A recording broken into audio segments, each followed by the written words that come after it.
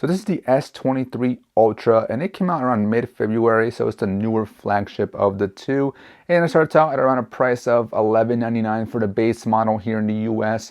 And I've already seen it on sale, at least the second tier model, I've seen it on sale. So you'll get the second tier model for more storage and a little bit more RAM for the same price as the base model, so $11.99. Plus you can factor in some trade-in prices. But the model I have here is the second tier model, and I did get that free upgrade. So I did pay $11.99 for the S23 Ultra plus whatever trade-in I had. And then the Pixel 7 Pro came out around mid-October of last year, so of 2022. It was a late flagship of last year, and it started at a price of $8.99. But currently, in a lot of places here in the US, it's already on sale for around $7.50 for the base model. Then you add on an extra $100 to get more storage. So is it worth paying an extra $400 to $500 from the Pixel 7 Pro to the S23 Ultra? For most people, no, you're probably fine getting the Pixel 7 Pro, but for some people, it definitely might be worth it. Starting off the build and design, obviously here you can see they're very differently designed devices, but the materials that they're using, the Pixel 7 Pro is using Corning Gorilla Glass Victus, so it's the older version, and then S23 Ultra is using the newer Corning Gorilla Glass Victus 2. So basically that means on paper it is a bit stronger, but glass is glass, so I always like to protect my personal phones. So I use D-Brand's grip cases, which are pretty tough cases. They're really grippy as well. It says it in the name. And you can also add D-Brand stickers on them. Not sponsored, but I really like them. And for inexpensive cases, I would recommend Spigen. I've always used Spigen for other devices. If I can't get a grip case for it, I'll get a Spigen case. But with that out of the way, if you're rocking these nude in the hand, both devices are big, chunky devices. Now the S23 Ultra definitely feels a little bit heavier in the hand. It's also a bit more boxier, so all around when you're holding it in your hand, it feels like a monster. With the Pixel 7 Pro, it's a monster of itself, but it's a more rounded off finish, curved edges, all kind of stuff, just a little bit more rounded all around, so it feels more comfortable in the hand. It is a glossy finish, so it is both slippery and, fingerprinty at the same time. And also, if you have sweaty hands, I find that it sticks a little bit better to my hands. Sometimes my hands start to sweat, and the glossy finish tends to stick to my hand. Versus the S23 Ultra, it's a matte finish on the glass itself, so it's just slippery all around, whether my fingers are greasy or sweaty or not. It's just a very slippery device. But the aluminum frame is flatter now this time around, both on the top and on the bottom. It's completely flat, and on the sides you have a little bit of a flatter aluminum frame, so it does give it a bit of a grip. But one thing I don't like is that in the corners when they meet, it is a bit of a sharp corner there, so it's like a 90-degree angle there, so when you're holding it in your palm, it is a bit uncomfortable. Versus the Pixel 7 Pro, it's got rounded corners, so it's a little bit softer in your palm, and also the edges of the back glass and the front glass are soft and rounded and curved. So like I said, it's just a little bit more comfortable to hold in the hand with the Pixel 7 Pro. And as you can see, the camera lenses, the way they're built into the device, are a bit different. With the S23 Ultra, the lenses just stick out of the back glass, versus the Pixel 7 Pro, the aluminum frame does seamlessly just blend into the visor that they have back here that holds all the cameras. And the big thing is when you put them on a flat surface, the Pixel 7 Pro isn't going to rock at all. But one thing is that if you're not using a case or using some kind of skin, that the camera array visor here, the aluminum, does scratch up pretty easily in my opinion. Moving on to buttons and ports, on the bottom you do have USB-C on both devices. Then you have dual firing speakers. The Pixel 7 Pro does have two dual firing speakers at the bottom, but only one speaker actually does all the output. So if you cover up the left speaker when you're looking at it from the display, you're not going to block out any sound. And as far as the quality from the speakers, both of them I think sound pretty good. It's hard to decide which one sounds better because they do sound a bit different when you're comparing them side by side. I feel like the Pixel 7 Pro in my hand when I'm listening to a video or listening to music, it does seem to vibrate a little bit more. But besides that, I think both sound pretty good overall. Yeah, sound quality is pretty good on both of them. The button placements, both of them are on the right-hand side when you're looking at the device from the display. So if you're a right-handed person, it is pretty easy to reach those buttons. If you're a left-handed person, your fingers may just stretch behind the device and just about get there. But the Pixel 7 Pro is a bit more ergonomic in my opinion. It does have the buttons a little bit lower, meaning that the volume rocker is below the power button. So for me, sometimes I do get confused trying to click that volume rocker thinking it's the power button because I'm sometimes used to the power button being below the volume rocker versus like the S23 Ultra that has that situation where the power button is below the volume rocker, but the volume rocker is higher up, so it can be a bit of a stretch with one hand trying to reach that volume rocker. But the one plus thing is that since both devices have the buttons on one side, the other side is completely empty besides the SIM card slot on the Pixel 7 Pro. But at least when you prop them up, you won't have an issue with accidentally triggering one of those buttons when like propping it up to watch a video. And as I mentioned, the Pixel 7 Pro does have that SIM card slot on the side.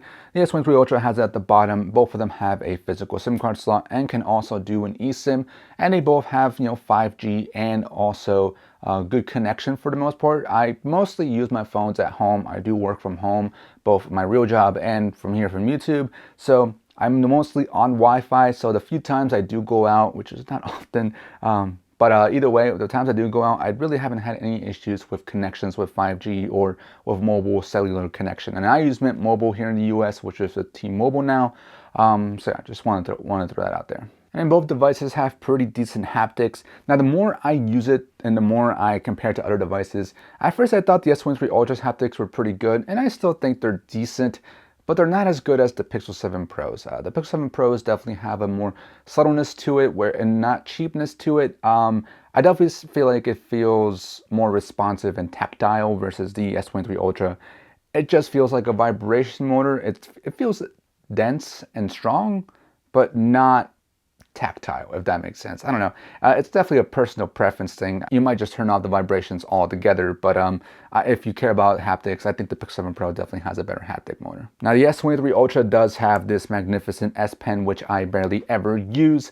So I personally wish that Samsung would make a S23 Pro or some sort, or make the Plus into what the Ultra was when the S21 Ultra came out, make the corners rounded, get rid of the S Pen, and give me the good cameras of the S23 Ultra.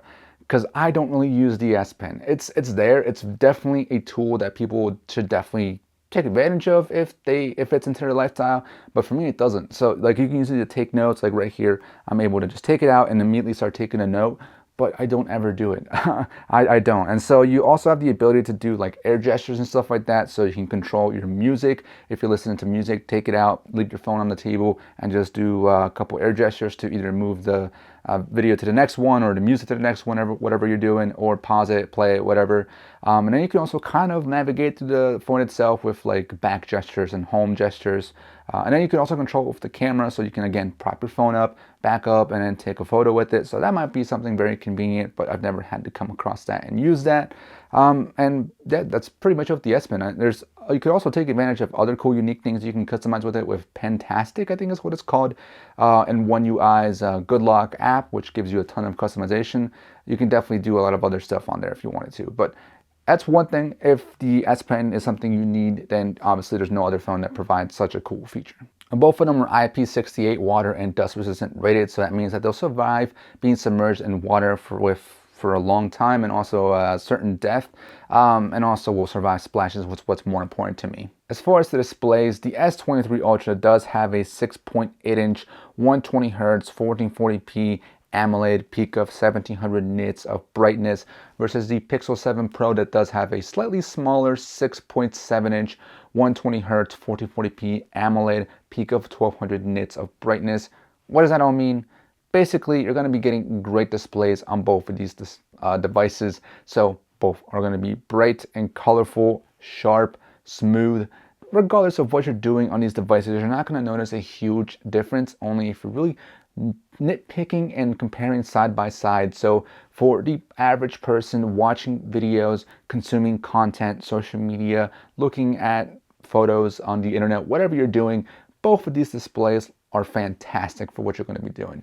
Now, they are built a slightly bit different, where the Pixel 7 Pro does have a nearly box-to-box look, but the corners are just a little bit more rounded off, versus the S23 Ultra is more box-to-box looking because the corners try to reach it without giving a 90-degree angle. Does have a slight rounded corner there. So the bezels are relatively small on both of them, and then you have a very small intrusion with the camera in the center on both of them. So overall, if you really wanted to nitpick, The S23 Ultra does just get a little bit brighter, and it's a little bit more vivid as well with the colors and stuff like that. But besides that, I think whichever display you get, it's gonna be just fine. And both of them also have a curved display, so you may accidentally get some accidental touches with your palm if you're stretching across the screen. The software is pretty well optimized on both to prevent that, but usually a case definitely helps get rid of them 100%. As far as biometrics and protection on your lock screen, both of them have a PIN, a password, or a pattern that you can use. And then for the biometrics themselves, you have facial recognition, which is using 2D for your camera. Both of them tend to struggle in low light situations, or if your phone is too far away from you, or if you're at a weird angle or something like that. But I would say the Pixel does tend to struggle a little bit more over the S23 Ultra. It tends to do a little bit of a better job with the S23 Ultra. And both of them have the same features where you can skip the lock screen, so it just jumps right into your home screen. Or if you keep it on for your lock screen, you have the option of also hiding your notifications, or locking it, I should say. So basically, it'll just keep the banner, and then once it recognizes your face, it'll unlock the details and give you the information from the notification. You also have the option of turning on a feature where it will require your eyes to be open, but I've found that the Pixel 7 Pro, it can be tricked with your eyes closed if you wear glasses. So if I have my glasses on and I just try to unlock it with that feature turned on with my eyes closed, it will still unlock the device. Versus the S23 Ultra, it actually was able to unlock it a few times, but most of the time it wasn't able to unlock it with that feature turned on, with my glasses on. Once I took my glasses off, it worked just fine with that feature. So maybe keep that in mind if you wear glasses. If some spouse or someone tries to unlock your device while you're sleeping and you're just taking a nap with your glasses on, then you're probably screwed. But yeah, with the optical fingerprint sensor on the Pixel 7 Pro versus the S23 Ultra, so ultrasonic fingerprint sensor, both of them, I would say, tend to be pretty good most of the time if you nail it right where you're supposed to press your finger. But if you don't, on the Pixel 7 Pro, it does struggle a little bit more. So if you're pressing it a little bit too fast, the Pixel 7 won't be able to recognize it right away. So you have to make sure you hold it down for long enough. And then also, if you're pressing a little bit too high up or a little bit too low down from the actual area, it might also miss. Versus the S23 Ultra, you can tap it for the most part and it should recognize you. There's some times where you tap a little bit too fast, but for the most part, tapping it, pressing it, however you do it, it should unlock the device. And one thing too is that you're also able to use it with the display turned off completely.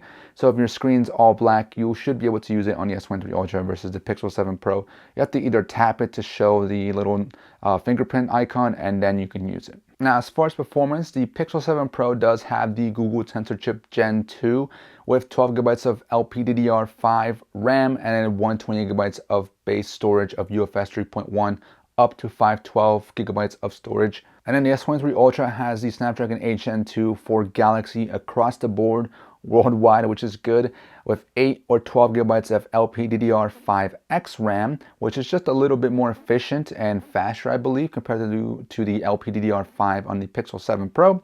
Then you get the UFS 4.0 storage with starting at 256 gigabytes of storage up to a terabyte. So what does that all mean?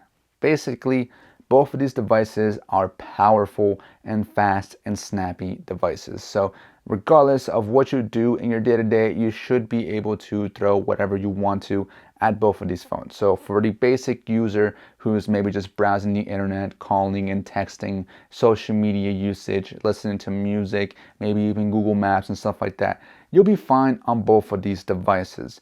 Now, if you want to do a little bit more, again, you will be fine on both of these devices. Both of them have top-notch performance. I can game and stuff like that on both of the devices with no problem. But where it comes down to the difference, it's going to be with the heat management and the efficiency of those CPUs. So the Google Tensor Gen 2 or G2, the Tensor chip, whatever, is definitely a hotter chip. I think it's using the infrastructure or manufacturing of like Samsung's Exynos chip, which we know is a chip that tends to run pretty hot. So the Pixel does tend to get really warm after some time, even with like basic usage. Over a long period of usage, you definitely will start to notice the phone just get a little bit warm. And then if you're doing heavier tasks such as gaming and using the camera for a long time, yep, the Google Tensor chip, Google Pixel 7 Pro does get pretty warm. Versus the S23 Ultra, It handles everything pretty well. I will notice the phone definitely get warm, but not as warm as the Pixel 7 Pro, but only near the camera section. So like right next to it, actually, it feels a little bit warm. CPUs get warm as it's just a given when something's running hot or just running and you consuming power. So even though it does get a little bit warm, it's nowhere near as hot as the Pixel 7 Pro. And so that does affect some performance sometimes. I did notice that the Pixel 7 Pro, after some heavier usage, it will start to maybe not lag in-game, but once I swipe home and start to open other apps, it may lag up a little bit and have a little bit of a delay. But besides that, I think performance is good on the Pixel 7 Pro and then great on the S23 Ultra.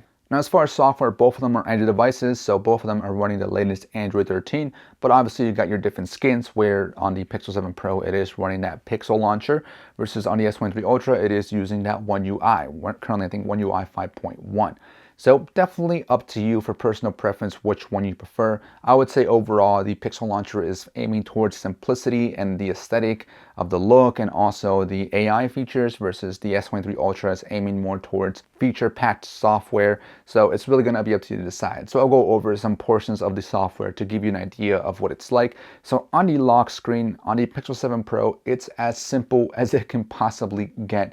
You get a single clock style, you get your notifications in a banner, and then you get your two options of either having the wallet showing or your device controls, or both of them if you wanted to on your lock screen. You also have the ability to turn on Now Playing, which basically, if there's music playing around you, the Pixel will listen in and stalk you and give you that song that's playing in case you were curious about what song was playing. One thing I do like is that for any music that you're listening to straight on the phone itself, the album cover is being used for the whole media player banner, and it's a pretty thick banner looking thing, but I think it's pretty cool looking with the whole album being used. On the S23 Ultra, you do have a little bit more customization options. So for one, the clock style, you can change up the colors and they have a couple different styles you can choose from as well. You can also choose between just using icons or a whole banner for your notifications. And then lastly, for the apps that you can choose for your quick access, it can be any app. So it can be a quick setting toggle, or you can choose an actual app to quickly launch from the lock screen. And both of them have an always on display, and personally I don't really use it, but on the Pixel, again, it's simple. It's just the exact same clock style and then your notification icons on the Pixel. Whereas on the S23 Ultra, you do have an option of choosing a different clock style. You can even add an image and stuff like that, but it's also rather simple. It's not the most customizable out there, but definitely more customizable than the Pixel itself. And then jumping into the home screen, both of them have the ability to pretty much move apps anywhere, but on the Pixel, you do have two widgets that are mandatory to have on there, as in you can't remove them or you can't move them around, and that's going to be the at a glance widget and also the search bar. So for me personally, I don't mind the two widgets there because I think they're pretty useful because it gives you the weather and any calendar upcoming events that are coming up, or if you have like Pixel Buds connected, it'll show you the battery life and stuff like that. So it dynamically changes throughout your day depending on what you're doing on your device and also if you have any events on the calendar and stuff like that. And in the search bar, obviously I use that to search for Google, but some people may not like where it's placed and stuff like that. So that's something to consider in there as well. And also you have a max of a 5x5 grid. So that's as big as you can get to get as many apps as you want on there. And everything else is pretty simple. You place apps anywhere else and widgets are anywhere else. And also the home screen page, like the main page when you're swiping home, it's always the left side, like the leftmost page that you customize. Versus on the S23 Ultra, freedom to remove and move any apps, any widgets, wherever you want to place them, the sky's the limit. And on top of that, the grid size, if you download a separate app, which I already mentioned, good luck, you can add on the Home Up module and increase your grid size up to a 7x7 grid size. So you can add a ton of apps and widgets if you really wanted to, but still, you have the option to do that. And then you can also select whichever page you want to be the home screen. You can do that. So you can add a bunch of pages if you want to, and then make the middle one the home page or whatever you want to do. So you have that freedom to customize that. You also have the ability to stack widgets. So basically, it'll take these widgets and just stack them into the exact same position or spot on the screen, and then you just swipe through them to go through your different widgets. I think it's pretty useful to minimize the amount of pages you want to use. Just helps clean things up in my opinion. And both of them use Material You, so basically you can match the colors of your wallpaper to the rest of the UI. So for example, those icons on your home screen, you can make them match similarly to a color from your wallpaper. Both of them give you a selection of different palettes or singular colors if you want to use. One thing I forgot to mention too is with Good Lock, you can remove the labels from the icons on the S23 Ultra, which I personally like the look of just the simple icon. It can be a bit confusing when you don't know what a certain icon goes to a certain app. So sometimes I'm like looking and searching for a specific app, and I'm like, I don't know which one of these icons goes to that app. So it can be a bit frustrating, but I like the aesthetic look of that personally. And looking at the notifications in the quick settings, the Pixel Launcher does use a more padded look to it. So each individual banner is a little bit bigger compared to the S23 Ultra that has thinner banners, but they work the same as in functionality when interacting with notifications. So swiping left and right clears them. Holding it down allows you to turn that notification into a silent notification, or turn it off completely for that specific app. And then both of them do a decent job of grouping and organizing your notifications. So silent notifications go down to the bottom, your messages and stuff like that are shown at the top. And then if you get notifications from the same app, from like the same, I guess like post or something like that, it'll get grouped into a single notification, so you don't have a ton of notifications from each individual interaction within that app. And one thing I like is on your first swipe down, the S23 Ultra does give you access to the media player, and also 6 toggles in your quick settings and the brightness slider. I like that you can just quickly, with one swipe down, just quickly access that brightness slider and those toggles. On the Pixel Launcher, it only gives you access to the media player if you have media playing, and also up to 4 toggles from your quick settings. So more immediate access to your quick settings without having to swipe the whole way down. Once you do swipe the whole way down, again, you can definitely see the different design that they take, where the Pixel Launcher makes the toggles just a little bit thicker looking to show off the colors from your wallpaper. Not a huge fan of it, but if you like the aesthetic look, it's there if you want it or like it. But also with the Pixel Launcher, it doesn't bring everything down. It's not very one-handed friendly. So basically what it does is that it keeps the toggles all the way at the top, and then the brightness slider all the way at the very top as well. And then it keeps the bottom section available for any media that you may be using, any media player, which I guess looks kind of clean, but it's not the most intuitive and user-friendly for one hand. Versus the S23 Ultra, as you can see, it brings all those quick toggles down, the brightness slider down, and it does get rid of the media player. If you're listening to music, you have to swipe a little bit back up to see it, but I'm okay with that. I personally like the way that you interact with it on the S23 Ultra. It's definitely a lot easier to handle it with one hand, especially with such a big device. That's why it's called One UI. They try to focus on making everything one-handed, user-friendly. But besides that, the way you interact with each toggle is just a little bit different, where on the Pixel 7 Pro, the Wi-Fi and the mobile data is put into one toggle. So you click on the internet toggle, gives you a quick setting pop-up, and then you can interact with some quick settings within that quick setting. And then if you want to see more, you have to go into this other option to see the whole settings page. But for the most part, both toggles just either on and off. And if you hold down on the toggles on the Pixel 7 Pro, sometimes those toggles don't go into a settings page, like within your settings app. So it'll just either toggle it on and off while holding it. Versus the S23 Ultra, if you click on and off, it'll just toggle it on and off. But if you hold down, it'll usually always go into the settings page within whatever toggle you chose. So I personally like the way it interacts a little bit better on the S23 Ultra, but to each their own. It's definitely a muscle memory thing. Once you use one for a while, you'll definitely get used to how a toggle works and how a UI works and stuff like that. And then going down to the app drawer, personally, I love that on One UI, you have the freedom to customize your app drawer just as much as you can customize your home screen. So basically that means that each page, you can move whichever app you want to. So you can kind of organize your pages into whatever pages you want. So for me personally, I like to use one page for all Samsung apps, one for all Google apps, and then one page for all my other apps. And then within that page, you can also organize them into folders as well. And on top of that, you can also increase the grid size if you wanted to using Good Lock. On the Pixel Launcher, only thing you can do on here is just click on apps. It's literally just an app drawer on the Pixel Launcher. So if you like that simplicity, then you'll like it better on the Pixel 7 Pro. But if you like the ability to organize your stuff, then you're gonna love that on One UI. Then you've got a bunch of additional features on each respective UI. One of the things I like to talk about always is multitasking, because that's a big thing that I like to do on my devices. So with the S23 Ultra, One UI does an amazing job of making multitasking super seamless and super easy to do, versus on the Pixel Launcher, they don't add any additional features to help with multitasking. So with the Pixel Launcher, the only way you can multitask is by using the stock option of going into your recent apps and then clicking the icon at the very top and then choosing split the top. And then you have to choose another app within that recent apps section to go into split screen mode. And that's pretty simple and pretty basic, but I find it annoying because I like to drag and drop my apps and I can't do that on the Pixel Launcher. So for some people that may be okay and simple. And also the Pixel only allows the split screen apps that are compatible. So if some developer didn't make their app into this multitasking mode or whatever, they won't allow you to split the screen with that specific app.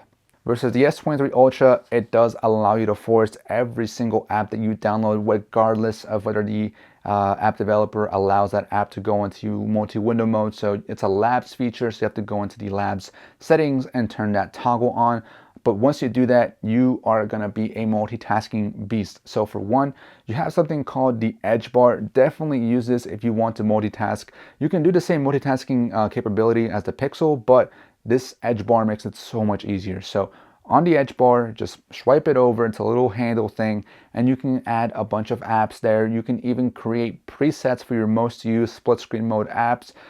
So then you just drag and drop either to the top, to the bottom, select your next app, and you're ready to go. There's also a swipe feature. Once you're in the app, swipe either up or something like that, and you can start multitasking that way as well. So like I said, One UI just makes it so simple, so easy, so seamless to start multitasking. That's why I'm a big sucker for One UI personally. But the edge bar also can do other things other than help you multitask, which is it can also give you quick access to some contacts, some settings and stuff like that. So the edge bar itself is a very unique feature in my opinion. Some other things that I'll throw at you with the S23 Ultra is something like the secure folder. So it's basically a folder where you can install duplicates of the apps you've just installed to hide away with your biometrics, so you can store other apps and also other files and images and stuff like that on the phone. And I already mentioned Good Lock, which has a ton of modules and settings that you can customize. You can change a ton of stuff, the icons to a completely different icon pack. You can change the way your recents tabs works. There's just so many different things that I personally don't have time to get into, but it's definitely an option if you wanted to use it. Then you have the whole Samsung ecosystem, which basically allows you to seamlessly connect with other Samsung devices pretty easily, such as your tablets, your Samsung Buds, Samsung Watches, and even now Samsung laptops and stuff like that, and the whole Samsung other stuff such as like your TVs, your washing machines, all that kind of stuff with the SmartThings application.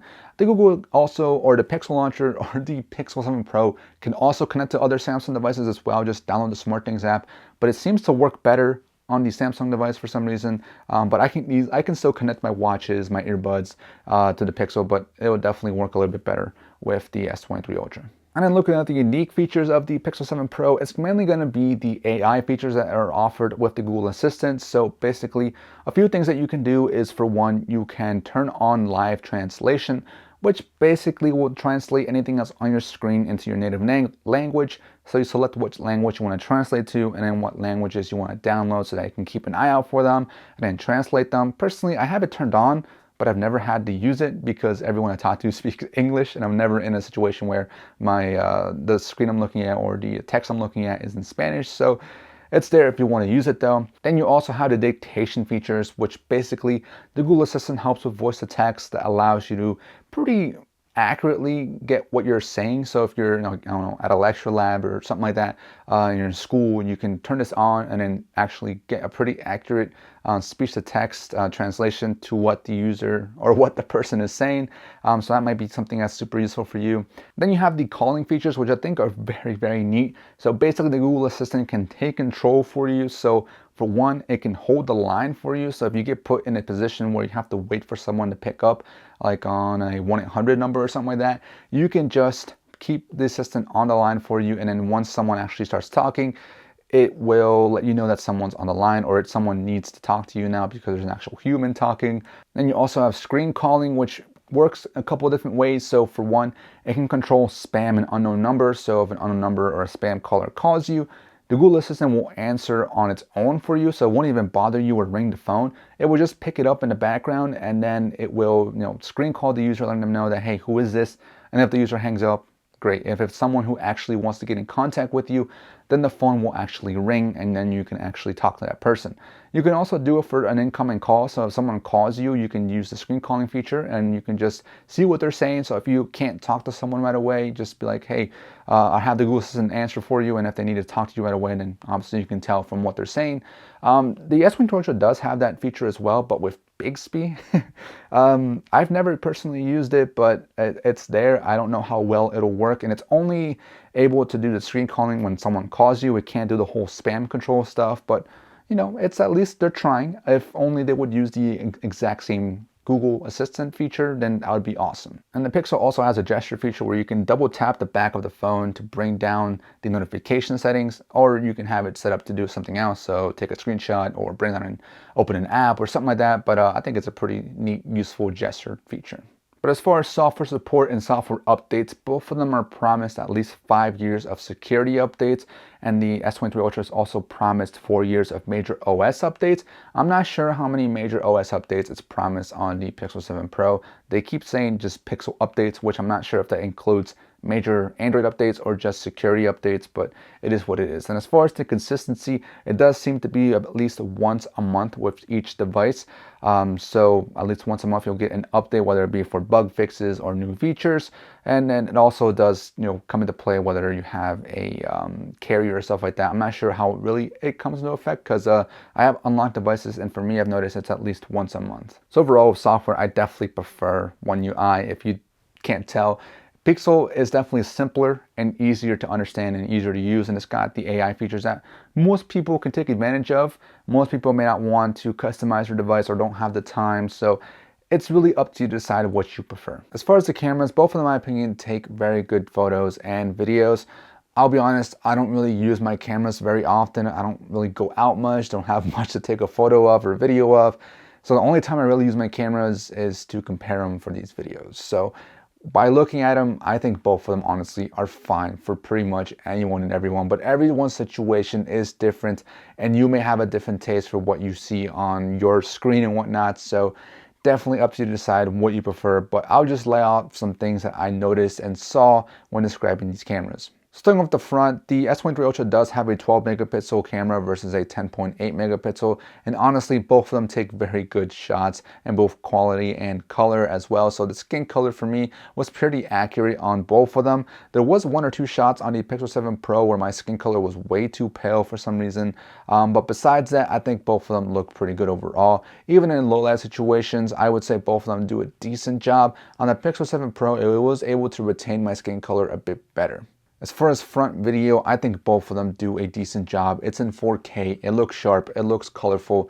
I think if anything, this S23 Ultra did maybe look a little bit brighter in some of its colors compared to the Pixel 7 Pro. It looked a little bit more denser and more vivid, but honestly, whichever one you pick, 4K video is going to look good on both of them. And then moving on to the back cameras, the S23 Ultra does have a 12 megapixel ultra wide with a 200 megapixel wide, a 10 megapixel telephoto, and then a 10 megapixel periscope zoom, versus the Pixel 7 Pro that has a 50 megapixel wide, a 12 megapixel ultra wide, and a 48 megapixel telephoto. So translating to actual photos and stuff like that, I think both, again, look very good. It's up to you to decide what you think looks better. If I would say the S23 Ultra is a little bit more on the vivid side, so colors do pop more on the S23 Ultra, so they're kind of like just ready to go be posted on social media.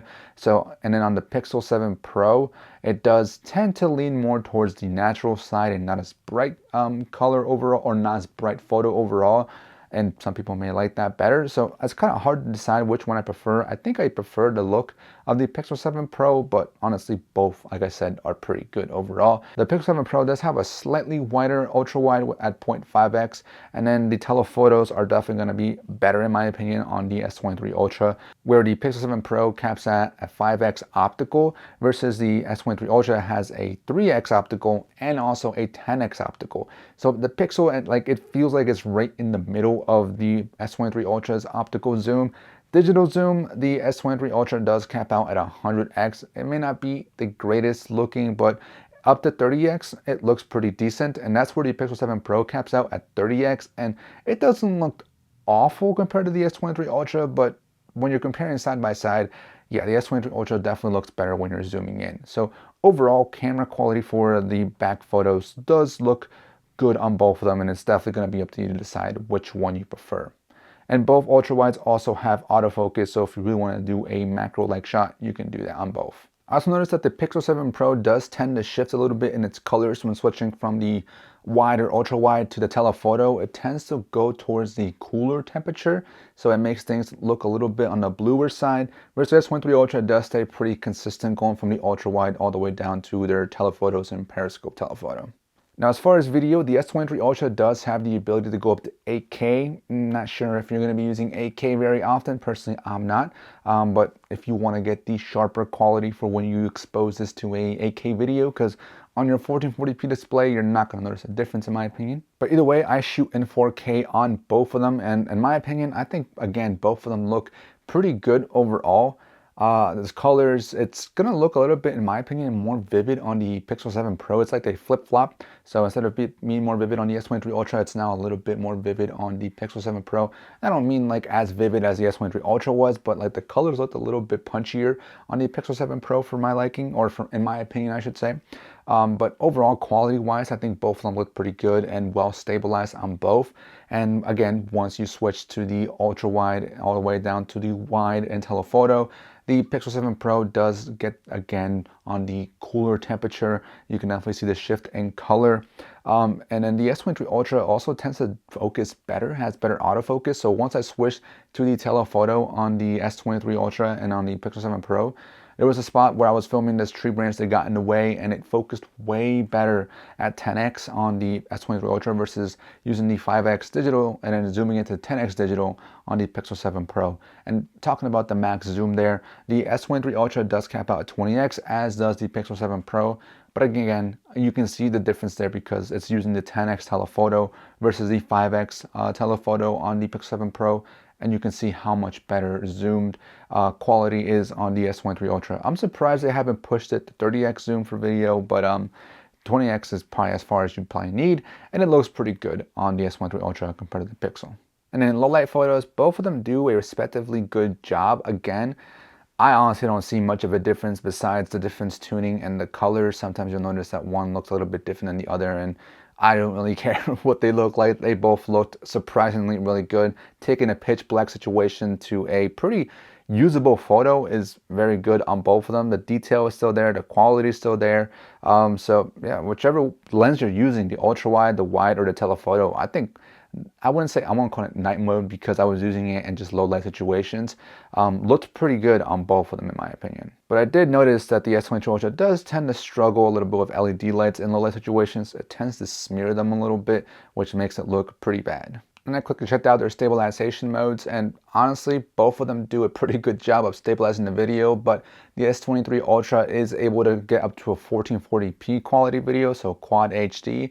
But I also noticed that it does tend to crop in a little bit more than on the Pixel, where it's, I think, using more AI than it is using cropping in on the sensor, which is pretty impressive if you ask me. So overall, both are pretty good when it comes to that feature. And I'm just going to throw up some quick social media photos, so it's kind of up to you to decide these social media. If I were sending you a snap, or if someone who had this phone sending you a snap, this is what it would look like. Is it passable for you? Go ahead and decide. But besides that, camera-wise, I honestly think both are very good camera systems. If you, I guess, want the more versatile camera system, I would maybe say get the S23 Ultra. But if you want the best looking, out of the box looking, I kind of think you should go for the Pixel. But whichever one you pick, I think you'll be more than satisfied with the camera. As far as battery life, both of them have a 5,000 milliamp hour battery, but with the more efficient Snapdragon 8 Gen 2, the S23 Ultra is seeing better battery life. So for me personally, for my usage, I'm getting anywhere from maybe 16 to the least amount to about 22 hours of total usage, with anywhere from 4 to 7 hours of screen on time on the S23 Ultra. versus on the Pixel 7 Pro, I'm seeing anywhere from maybe 10 to 12 at the least to about 16 or 15 hours of total usage on the Pixel 7 Pro, with about maybe 3 to 5 hours of screen on time. So everyone's usage may vary, everyone's settings is different, so you might be able to get a little bit more out of the Pixel 7 Pro and also out of the S23 Ultra, or you might be getting less out of both of them. So everyone's usage is different, but that's roughly what I was experiencing. As far as charging speeds, the S23 Ultra is capable of 45 watts of charging, but you do need a 45 watt brick that doesn't come in a box, and you also need to make sure you have a 5 amp, I believe, cable to be able to use and charge your device. The cable that comes in the box with the S23 Ultra is not capable of that, so if you use the cable in the box, it takes about an hour and like 10 or 12 minutes. If you use a 5 amp cable, it does take just about under an hour, I think about 57 or 59 minutes, just about an hour essentially. So you're saving a few minutes, so it might not be worth getting a whole different cable. Whereas on the Pixel 7 Pro, it takes anywhere from an hour and a half to an hour and 30 minutes to about an hour and 45 minutes to fully charge this device. Now both of them do top up pretty quickly from 0 to 30 minutes, so it can go from 0 to about 50 or 60%. I think 75% on the S23 Ultra, but that should be enough to get you through the rest of the day or into the evening and night. Both of them also have wireless charging and reverse wireless charging if you wanted those features. So at the end of the day, which one should you go out and get? The Pixel 7 Pro or the S23 Ultra? Should you save the extra $400 to $500 and get the Pixel 7 Pro? Look at it this way. For me, I see the Pixel 7 Pro as having great cameras, good hardware, good performance, mid software because it's not my favorite as far as what you can all do, and then mid battery life. Versus the S23 Ultra that has great hardware, great software, great cameras, great performance, and great battery life. You're getting a overall great package, a complete package on the S23 Ultra versus on the Pixel 7 Pro.